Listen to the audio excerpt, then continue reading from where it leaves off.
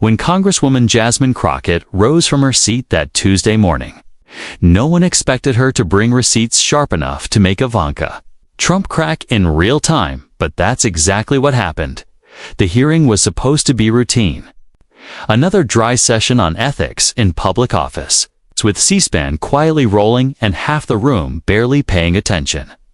Ivanka Trump had agreed to appear voluntarily, a rare move for someone who usually sidestepped Capitol Hill.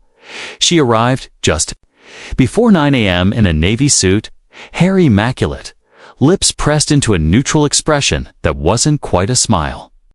She was there to defend the rebranded Trump Foundation, now claiming a focus on children and workforce development.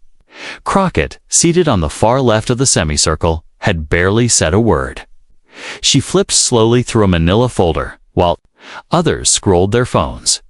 She didn't glance around, stood in posture. But every now and then, her pen tapped quietly against the desk. Deliberate, steady, like a countdown. The committee chairman, stiff, overstarched man from Oklahoma, cleared his throat. "You may begin, Ms. Trump." Ivanka leaned into the mic. Her voice was smooth, practiced. "Thank you, Mr. Chairman. I'm here today as a private citizen." She spoke in press release cadence. Impact, legacy, responsibility. Most lawmakers offered blank stares. A few nodded absently. Only Jasmine was listening. Fully 20 minutes in, just as Ivanka flipped to the second page of her remarks, Crockett raised her hand. "Mr. Chairman," she said calmly. The room paused. "Representative Crockett," the chairman said, frowning. "We'll allow Ms. Trump to finish. I won't take long," Jasmine replied. "But in the interest of time, the committee should be made aware of certain undisclosed connections relevant to today's topic." Ivanka froze. The chairman hesitated, then nodded once. "Proceed briefly." Crockett stood up. "Not to grandstand. Not to perform." She stood with the calm confidence of someone holding something explosive and knowing it didn't need volume to detonate. "I'd like to submit for the record," she said, "a set of encrypted messages recovered from a private server connected to the Trump family's communications between 2018 and 2021. The room turned to ice. "These messages," she continued, "along with recently declassified travel logs, raise serious questions about Ms. Trump's influence on federal policy while maintaining a relationship with the former president that frankly falls outside professional boundaries." A sharp murmur rippled through the chamber. A reporter from the press gallery whispered, "What the hell?" Ivanka's face didn't move, but her jaw did. Crockett held up a page. "These communications reference frequent, off-the-record meetings, some overlapping with budget discussions on education, health, and foreign contracts. None of these meetings appear in official White House logs. But Ivanka Trump was there. So was her father. The silence wasn't quiet. Was loaded. Two of Ivanka's aides leaned forward, whispering urgently. The chairman's voice cut through the static. "Representative Crockett, you suggesting misconduct?" "I'm not suggesting anything," Jasmine said. "I'm submitting verified communications. The committee and the public can draw their own conclusions." Ivanka's voice finally broke the stillness. "This is a lie." Jasmine turned slightly toward her. "Would you like to deny it under oath?" Ivanka's tone hardened. "It's a lie, and frankly, disgusting." But her voice cracked just slightly. That was the shift. Not because of what Jasmine revealed, but because of how Ivanka responded. Not with evidence, not with clarity, but with emotion. Defensiveness. Suddenly, all the cameras swung toward Jasmine. The chairman tapped the gavel. Order. There would be no going back to routine. Jasmine sat back down, quietly slid forward a second folder. Its tab, marked only with a black dot. She didn't even look at Ivanka. She didn't have to. Everyone else was already watching her. The chairman exhaled stiffly. "Representative Crockett, you may proceed." But keep it on topic. It is, she said. This isn't personal. It's ethical. Phones lit up across the press row. Behind Ivanka, one aide typed a message and slipped out the door. Jasmine reached into the folder, lifted one page, and held it up. This communication, she sat in the room, braced for impact. This message, Jasmine said, holding up a printed page, stated July 17, 2019, just 4 days before the administration quietly altered tax allocations for charter school programs in multiple states. She glanced up at the room. The message reads, quote, "Let's have our meeting early." He doesn't want anyone else in the room. Same place. He said, "It's better when it's just the two of us." Gasps broke from the gallery. Jasmine didn't flinch. This was sent from Ivanka, Trump's known encrypted account, to a contact within the internal West Wing network. Travel logs confirm she flew into Milwaukee that same morning, just as Donald Trump was holding a closed-door fundraiser. There is no public record of the meeting. No notes, no other attendees. Ivanka stiffened. "That message is out of context," she said sharply. "Completely twisted. You're fabricating intent." "I'm quoting your words," Jasmine replied, steady as ever. "Nothing more. And I'm not accusing. I'm asking, why did policy shift days after that exchange?" Ivanka folded her arms. "These kinds of accusations are exactly why good people avoid public service. It's disgusting." "It's not an accusation, Ms. Trump," Jasmine said. "It's a question. One you still haven't answered." A Republican committee member, Caleb Strickland of Missouri, lined into his mic. "Mr. Chairman, are we seriously entertaining tabloid conspiracies here?" Jasmine turned slightly. "Congressman, if you'd like to call verified White House travel logs and encrypted messages tabloid material, I'd ask you to state that for the record." Strickland muttered something under his breath and went silent. Jasmine kept going. March 3rd, 2022, days before a federal contract worth $89 million was awarded to a New York SCU consulting firm later found to have ties to the Trump family. Ivanka landed in Sacramento. Her father made a private stopover that same night at the same hotel. No security logs, no visitor records. But a hotel staffer filed an anonymous report last year. She paused. They described restricted elevator access between 10 p.m. and 1 a.m. limited to 2 individuals. One of them was listed as a high-profile guest. Ivanka's composure snapped. "Are you seriously insinuating something inappropriate happened between me and my father?" Jasmine tilted her head slightly. "I'm pointing out a pattern, Ms. Trump. A pattern of unlogged meetings, abrupt policy changes, and financial movements that overlap in time and location. It's not personal. It's about accountability." The room froze again. Thicker now. Someone coughed. Jasmine reached into her folder and lifted a black and white photograph. "This was taken by a staffer who didn't think anything of it at the time," she said. "It shows Ivanka and Donald Trump leaving the rear entrance of a private estate in Naples, Florida.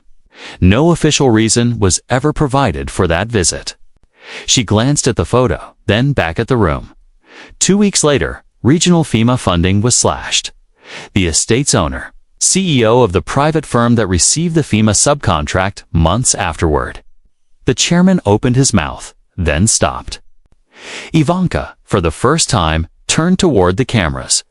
Her voice was lower, but shaking. "I will not be dragged through the mud like this. I came here in good faith." "Then answer the questions," Jasmine said. The chairman raised a hand. "We'll take a brief recess." Too late. Reporters were already rising from their seats. "Ivanka, did you influence your father's decisions, Representative Crockett? Do you believe Ivanka is hiding something?" Jasmine didn't speak. She gathered her folders and stood, slowly, like someone who hadn't even gotten to the good part yet. The storm wasn't outside the hearing room. It was coming from inside. and Jasmine Crockett was just getting started. Outside, the hallway had exploded into chaos. Reporters clustered like crows on a wire, flinging questions no one was ready to answer. Staffers scrambled to redirect them, but it was too late.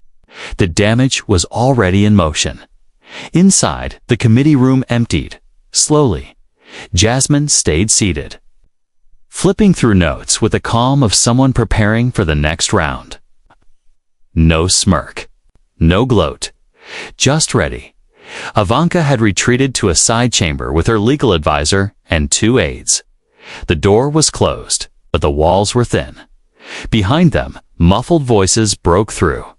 She wasn't supposed to have that. Who gave them? Clearance. Get this, under control. 10 minutes passed. Then 15. When the chairman finally called the room back to order, the air was noticeably heavier. Ivanka re-entered. Her posture hadn't changed, but her face had. Her makeup was flawless, but the mask had cracked. She looked like someone trying to stay steady on a ledge that was giving way beneath her. She took her seat, adjusted the mic, and stared across the room at Jasmine. "I'd like to respond directly to the accusations made earlier," she said. The chairman gave a single nod. Ivanka's voice was composed, but brittle. "I have never used my position to inappropriately influence government decisions," she said. "I've served both my country and my family with integrity. These suggestions aren't just offensive, they're beneath the dignity of this chamber." Jasmine didn't move, didn't blink. Ivanka pressed on. "Yes, I met with my father. Of course I did. I was a senior advisor to the President of the United States. That's not a scandal. That's the job." "Okay. But the records," Jasmine said softly. "You weren't on the logs." "Okay. Because not every conversation gets listed on a public schedule," Ivanka snapped. "And that's the problem," Jasmine replied. "When access is private, but the consequences are public, there's no oversight." Ivanka exhaled, sharp and audible. "This isn't about oversight. It's about trying to humiliate me." On national television, Jasmine raised an eyebrow. "If you feel humiliated, Ms. Trump, that's not something I control. I'm here to ask questions, not to make personal attacks." Several members of the panel shifted. The tension between the 2 women had become something else contagious. Everyone was wondering the same thing. Could this actually stick? Chairman Hallbridge finally broke the silence. "Ms. Trumpkin, you confirm or deny the authenticity of the communications Representative Crockett has submitted?" "I've never seen them before," Ivanka said. "And I won't comment on private, unverified materials." Jasmine leaned forward, calm and deliberate. "So you're not denying the meetings took place?" Ivanka paused. "I'm saying context matters. My father and I worked closely. Any assumption beyond that is pure theater." The word landed like a slap. Jasmine smiled faintly. "If this is theater, then the audience deserves the full performance. I'd like to request an independent review of the server data and travel logs submitted today with subpoena authority." That rattled the panel. Audible murmurs. The chairman pushed back, cautious. "That's outside today's agenda." But fully within the Ethics Committee's jurisdiction, Jasmine replied, voice steady. "And this isn't just about one person. It's about a pattern.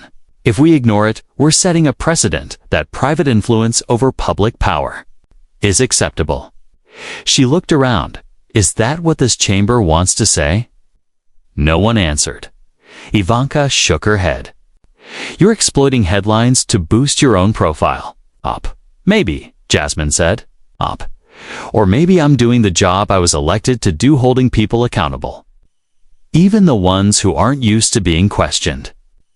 The room buzzed, but not with noise, with doubt. The kind that lingers. The kind that reframes what people think they knew. Ivanka leaned back, eyes fixed on Jasmine.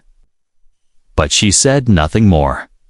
And in that moment, her silence said more than any denial ever could. Jasmine waited for the room to settle before opening her final folder. This one wasn't filled with emails or highlighted printouts. It held images, annotated screenshots, data, time-stamped photos, maps. Evidence that didn't need interpretation. "I'd like to submit several exhibits for the record," she said, not once looking at Ivanka. These include GPS metadata from federal flight logs, hotel staff shift, records and images pulled from surveillance systems in government-leased facilities. One photo in particular caught the room's attention. Ivanka stepping out a side entrance at the Intercontinental in Austin, Texas. 11:34 p.m. She's flanked by a security detail, but not her official one. Behind her, a man in a black coat.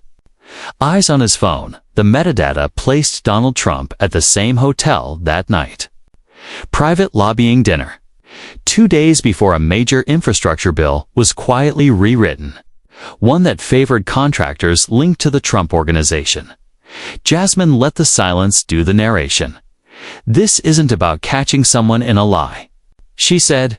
"It's about showing that the people with the most power in this country are often the least scrutinized. That shield shouldn't exist. Not for elected officials. Not for their families." Ivanka shifted again, bit her lower lip. The camera zoomed in, catching it all, then dash another image. Ivanka seated beside her father on a private jet. October 2020. No press, no published itinerary. Jasmine pointed to the time stamp and flight data. "That flight was rerouted mid-air," she said. "It landed in Charleston, West Virginia 3 days before a federal prison contract was reassigned." She didn't elaborate. She didn't need to. The evidence spoke for itself, and the room, for once, listened. To a private vendor, Jasmine concluded, whose CEO had just donated heavily to the Trump Victory PAC. Ivanka's voice cut in, sharp and clipped. "This is a smear campaign. You're connecting dots that don't belong together." Jasmine didn't blink. "Then help us disconnect them." Behind Ivanka, an aide leaned in and whispered something before slipping her a folded note. She read it quickly, slid it beneath her notepad, and straightened. "I'm not going to dignify this circus," she said coldly. "These aren't crimes. You're digging through personal moments and pretending they're sinister." Jasmine stayed cool. "Ms. Trump, this isn't about personal moments. It's about influence, patterns, timelines. If it walks like coordination and talks like coordination." She let the sentence trail off. The implication didn't need to be said aloud then. For the first time, someone else spoke. Congresswoman Delia Monroe, a centrist from Oregon who'd stayed silent until now, leaned toward her mic. "Representative Crockett," she said carefully, "are you suggesting Ivanka Trump acted as an unofficial policy advisor outside of her formal role and without oversight?" Jasmine met her eyes. "I'm not suggesting anything. I'm presenting material that indicates exactly that." Monroe turned toward the chairman. "Then I support a formal review." The room stirred not until now. It had been Jasmine standing alone. But Monroe, for pragmatism, not drama, was stepping off the sidelines. Ivanka turned to her, stunned.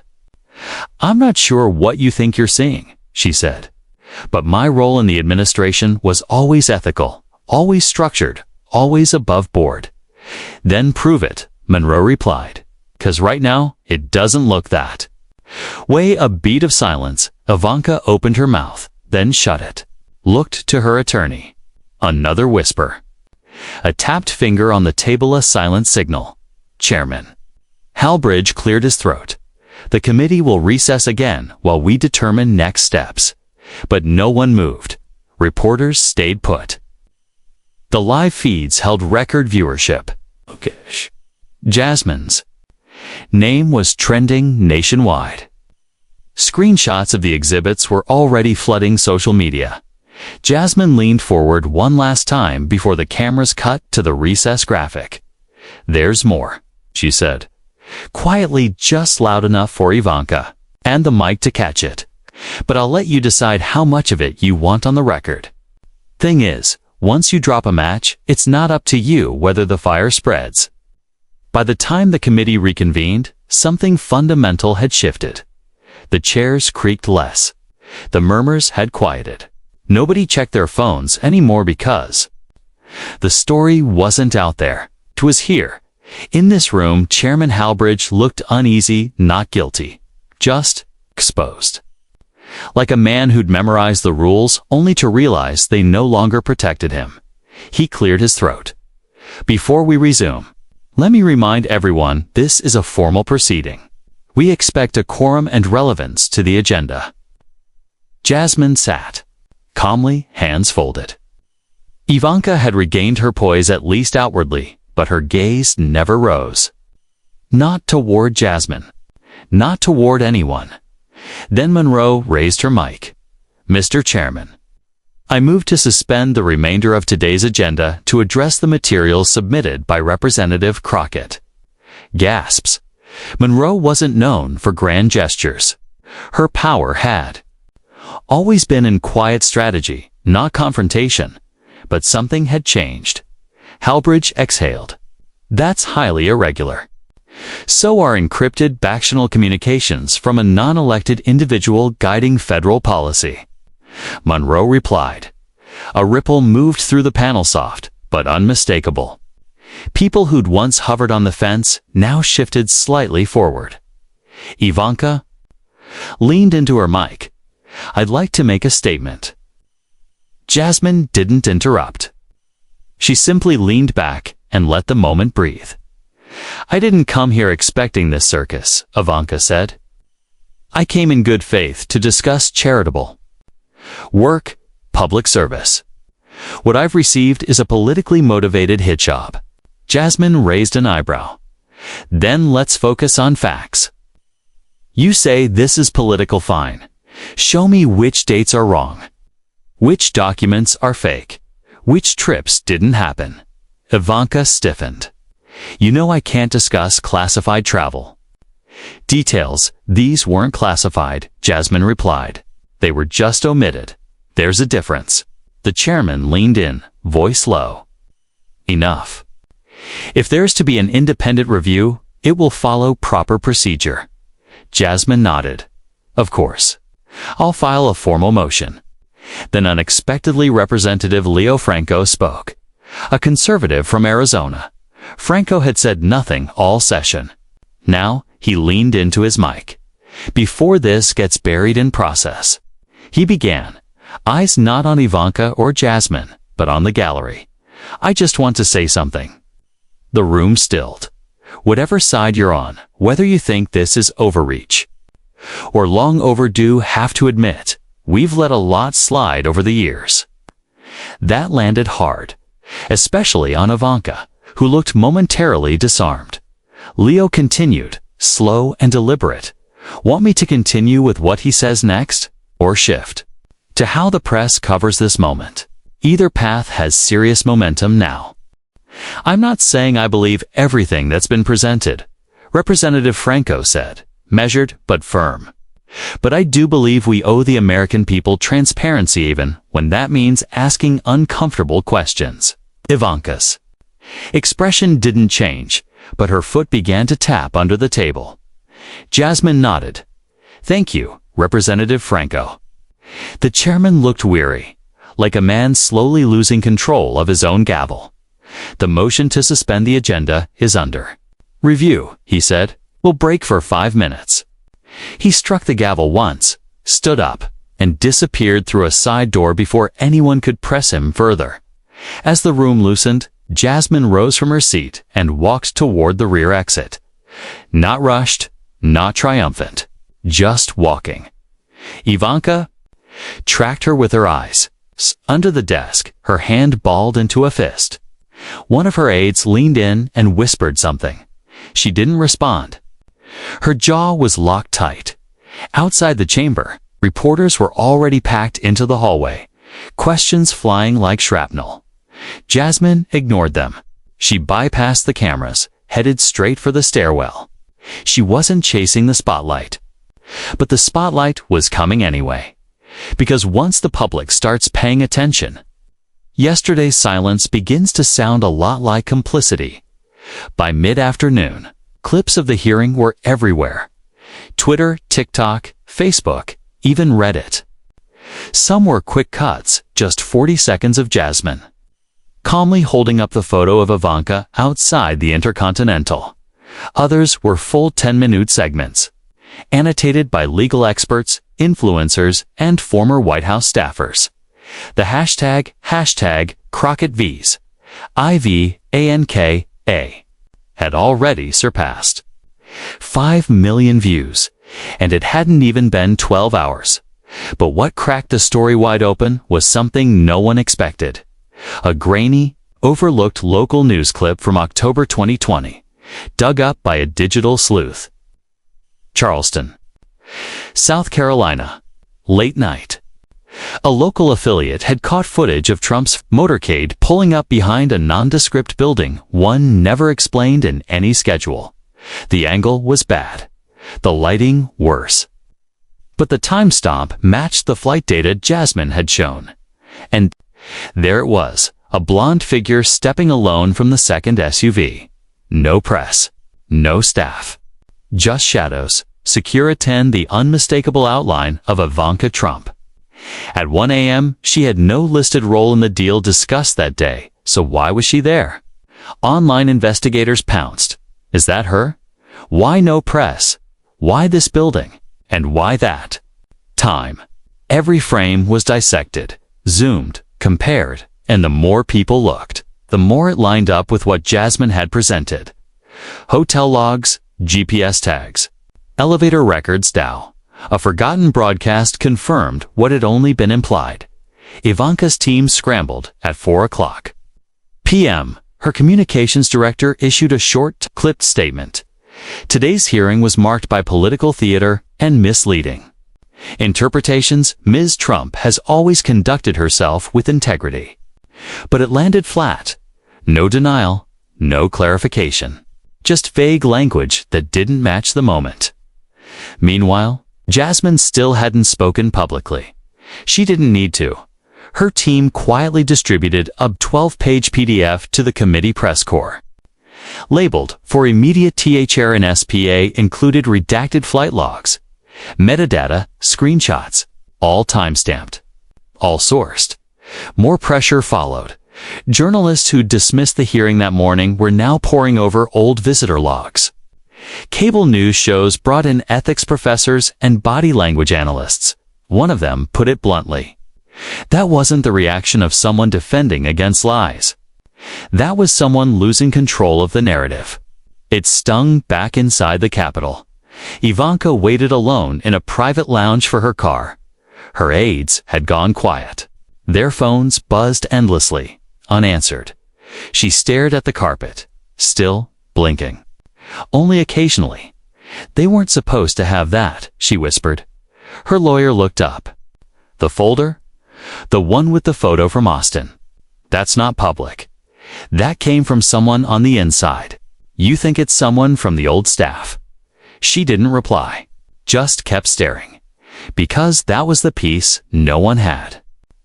Said out loud yet, Jasmine hadn't guessed at any of this. She hadn't stumbled onto it.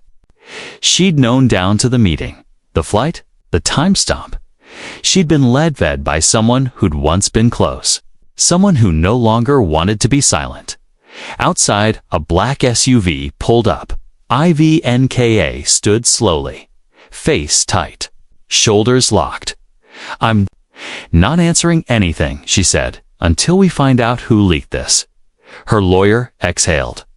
The leak's not the problem. Ivanka didn't respond. At the same time, in a quiet hallway a few floors above, Jasmine's office remained still. No statements. No press briefing. Just a staffer walking past with a new folder, a fresh batch of printed emails tucked under his arm. While Ivanka was scrambling for damage control, Jasmine was already preparing for the next round. Outside Ivanka's private holding room, the hallway was still. But inside, the tension was suffocating. Her lead advisor, Vincent Dre, paced tight. Frantic circles, sweat darkening his collar. Carla, another aide, had retreated into a corner, thumbs flying across her phone. The silence wasn't commit, was the kind that settles right after a lie implodes. And no one sure which part of the cover story caved first. Ivanka sat on the edge of a beige leather couch, heels still on, makeup still intact but visibly unraveling. Her fingers tapped against a water bottle she hadn't touched in 10 minutes. Then, finally, who gave it to her? Vincent stopped pacing. We don't know. But someone had access to materials that were never cleared. Not just documents. Ivanka muttered, the photos, the timestamps, the messages. That wasn't from a FIA request that came from inside. Possibly, he said, or someone flipped. Either way, we've got a problem. Ivanka stared at the carpet. No. We have a traitor. Back on Capitol Hill, the conversation had already moved on. Jasmine Crockett wasn't in front of cameras. She was in a private committee room, smaller, quieter, with 3 aides and a man who had flown in from Pennsylvania. Just for this meeting, Ross Banford, a methodical investigator from the Oversight Subcommittee. Ross was known for avoiding press and digging where others skimmed. This is bigger than one ethics hearing, Ross said, flipping through the stack of evidence Jasmine had handed him. I've been waiting for someone to crack this door open. Didn't think it would be you. I didn't think it would swing this fast, Jasmine replied. Ross held up a flight log. You verified this with Homeland Security. Twice. The secondary confirmation came from a DHS contractor. Anonymously. He nodded slowly. And the emails. Scrubbed versions, decrypted from a hard drive recovered in late 2022 during a financial fraud investigation. It was seized from a former Trump Foundation advisor. Everyone assumed it was junk. Ross exhaled. It's not junk. No, Jasmine said. It's leverage. Ross didn't smile. Leverage like this doesn't just make Ivanka nervous. It makes everyone who benefited from silence nervous. Jasmine leaned back. I'm not trying to take down the whole tree. I'm just shining a light on the rot. Ross gave her a look. Just be ready. People don't stay quiet when their money's on the line, especially people who've never heard no. Meanwhile, in Ivanka's room, the scramble continued. Vincent and Carla were now on a call with a veteran damage control strategist and old fixer from inside the Trump circle. His specialty, delay and distract. We're prepping a press push, he said over speaker. We'll roll out statements from former administration officials. Make this look like partisan noise. Ivanka stared out the window. No one's going to buy that if we don't address the documents. That's not the play, he replied. The play is to cast doubt on the source. Doesn't matter if it's true. All that matters is making people question what they saw. Ivanka turned sharply. What if the person leaking this doesn't stop? A pause. Then you make a move. A legal one. Force Jasmine to reveal her sources. If she refuses, call it fabricated. She complies, scare the next leaker into silence. Silence again, across the building. Jasmine's assistant knocked once on her office door. They're requesting an interview, he said. Not media. Legal? Jasmine raised an eyebrow. Congressional counsel. He nodded. They want to know how deep this goes. Jasmine stood. Tell them I'll talk. But not behind closed doors, 'cause once something's public, you protect it. And Jasmine had no intention of burying the truth. Back in the committee room, the hearing was Reconvening. Representative Vincent Rainer entered quietly. A second-term Republican from rural Idaho, Rainer was known for 2 things. Staying out of Primetime man reading every page of every document he received. No noise, no tweets. Just quiet due diligence as Chairman Halbridge prepared to steer the hearing back to its original.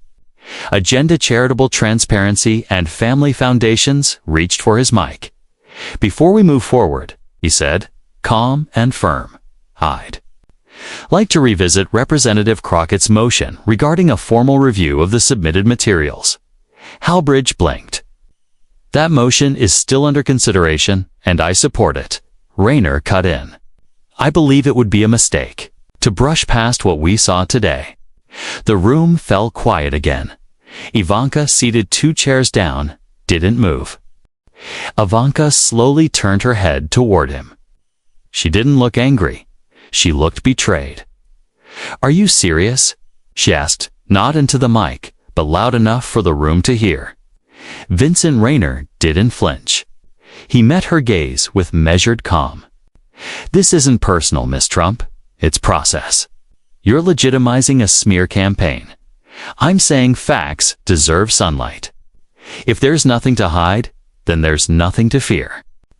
Jasmine leaned slightly toward her own mic. "Thank you, Representative Rayner." "I'm not defending your conclusions," he replied, still not looking at her. "I'm defending your right to ask the question." Chairman Halbridge shifted in his seat, tugging at his tie. "I'll remind the committee," he said, trying to regain control, "that this isn't a court of law. These are not criminal proceedings." "Understood," Rayner said with a respectful nod. "But we are lawmakers.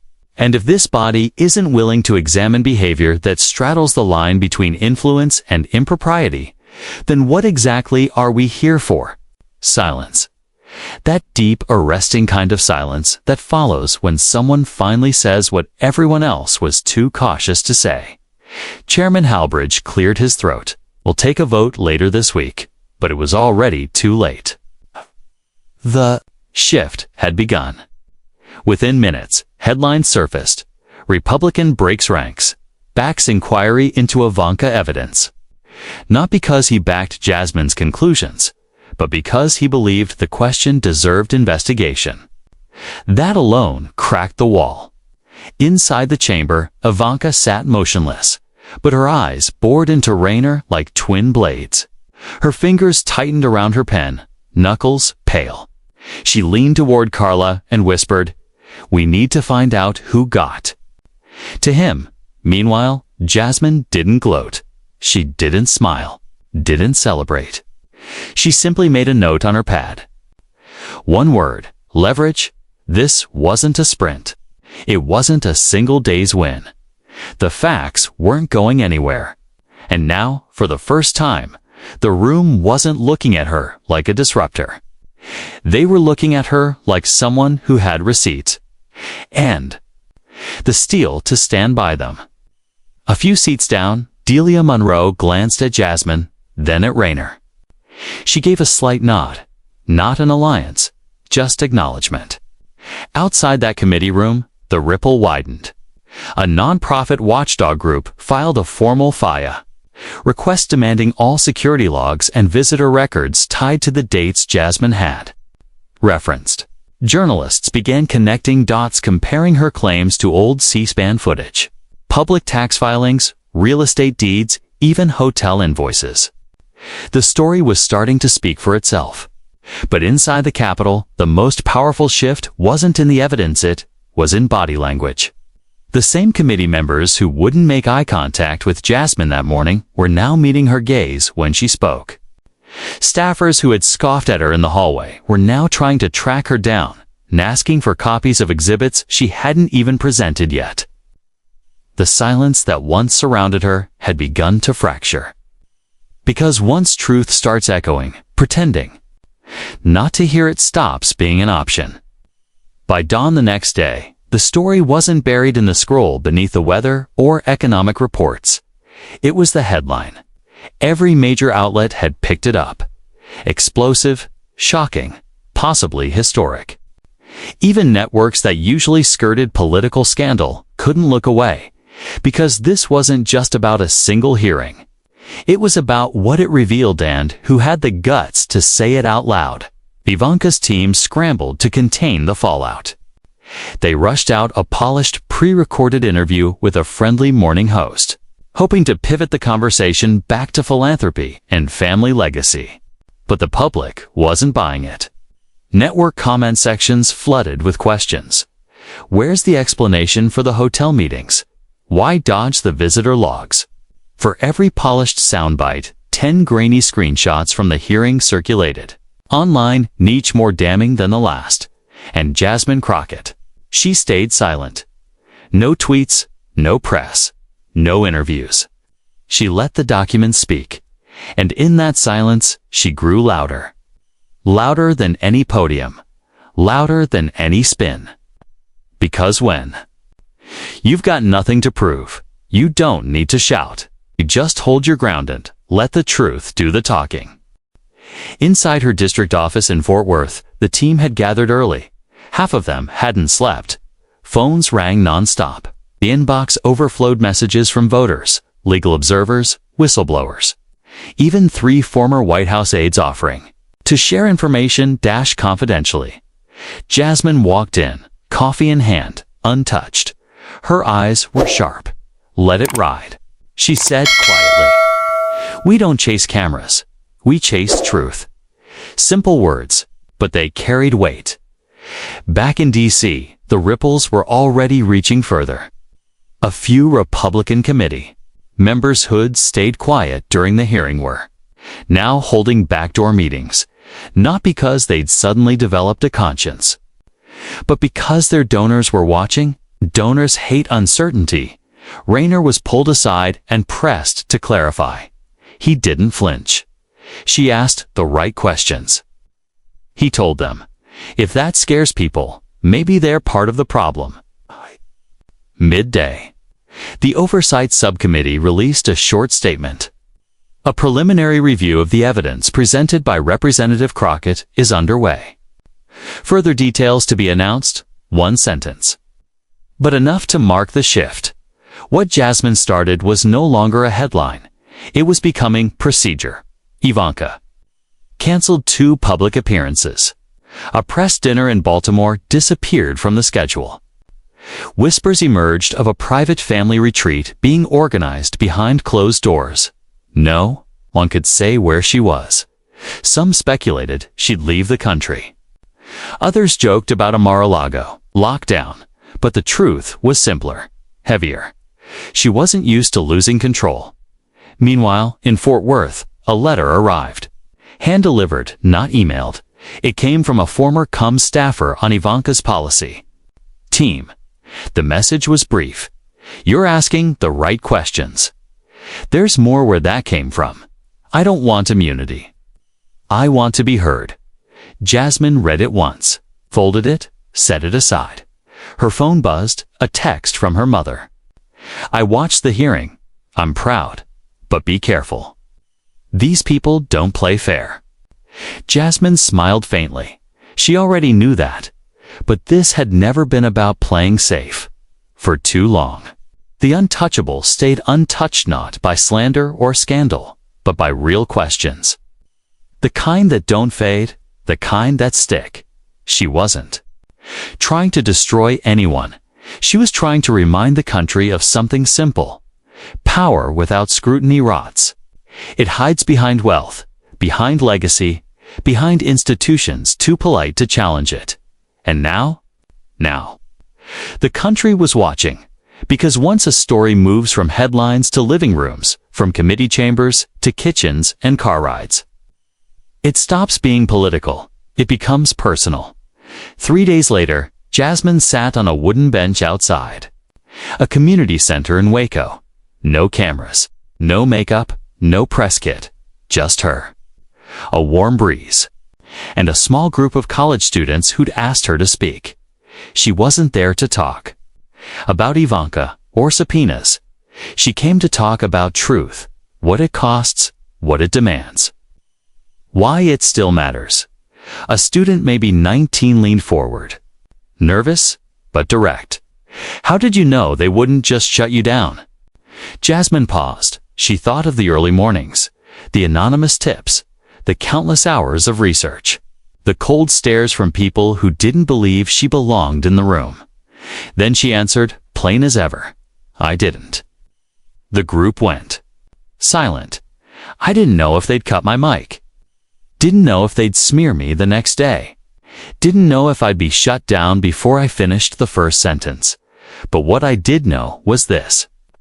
If we keep letting fear write the rules, nothing ever changes. It wasn't a speech, it was just truth. Back in Washington, the formal request for a subcommittee probe had been filed quietly. No cameras, no press release. But it was official, which meant Ivanka Trump would be called to testify again this time under different terms with legal constraints she couldn't spin away from. Her team tried to stall. Security concerns, scheduling conflicts, emotional strain, it didn't matter. The machine had started turning. The headlines had cooled a bit, but the questions hadn't. Late-night hosts were still dissecting it. Political podcasts praised Jasmine's restraint. Civil rights groups called her brave. Former federal prosecutors weighed in not on scandal, but on ethics, because this wasn't just about one name. It was about a shift where legacy no longer shielded you, where wealth didn't grant immunity, where a black woman from Texas could walk into a room, open a folder and make the entire system blink. Jasmine never called herself a hero. She didn't want to be one. She was just tired of watching powerful people play by a different set of rules. It wasn't about revenge. It wasn't even really about Ivan. It was about truth, about what happens when people stop whispering, start speaking. And in the end, it wasn't the documents that cracked the public image. It was the reaction, the silence, the evasions, the absence of a clear denial. Because truth doesn't always arrive in thunder. Sometimes it trickles in one fact at a time. And when someone's hiding something, even their pauses feel loud. If there's one lesson in all of this, it's this: power is only dangerous when no one asks where it's been. So ask. Ask when you're scared. Ask when they tell you it's not your place. Ask even when you're the only one in the room who will. Because one good question, just one, can echo a lot further than you'd think.